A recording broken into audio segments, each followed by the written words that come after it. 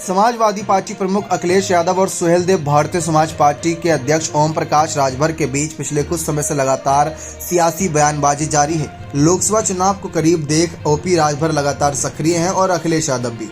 Subhaspa chief OP Rajbhar ने सपा प्रमुख अखिलेश यादव को निशाने पर लेते हुए कहा, जो अपने चाचा का नहीं हुआ वो पिछड़े और दलितों का क्या होगा।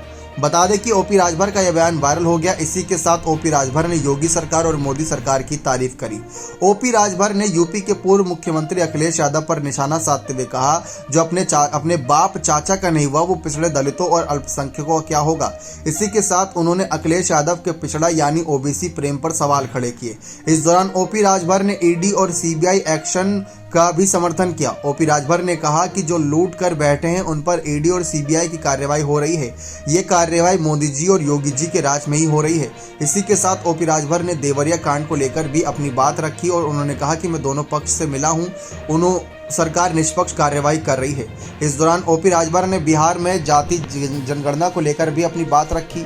राजभर ने साफ कहा कि हम पिछड़ों के साथ हैं, लेकिन इस बीच ओपी राजभर चाचा शिवपाल और अखिलेश में कहीं न कहीं दरार पैदा करने की कोशिश कर रहे हैं, क्योंकि कुछ दिनों पहले उन्होंने ये बयान दिया था कि शिवपाल यादव जब समाजवादी पार्टी छोड़कर प्रगतिशील समाजवादी पार्टी बनाए थे तब उन्होंने समाजवादी पार्टी को सबसे बड़ी चोर पार्टी और ना जाने क्या कुछ कहा था, और आज उसी पार्टी में जाकर बैठ गए। फिर अखिलेश यादव पर निशाना साधते हुए कहा कि जिस चाचा का साथ इन्होंने छोड़ दिया, अब जब पार्टी को डूबता जहाज देख रहे हैं यानी उनकी पार्टी लगातार गिर रही है, तो चाचा का साथ फिर चले गए। तो ये कैसे नेता हैं?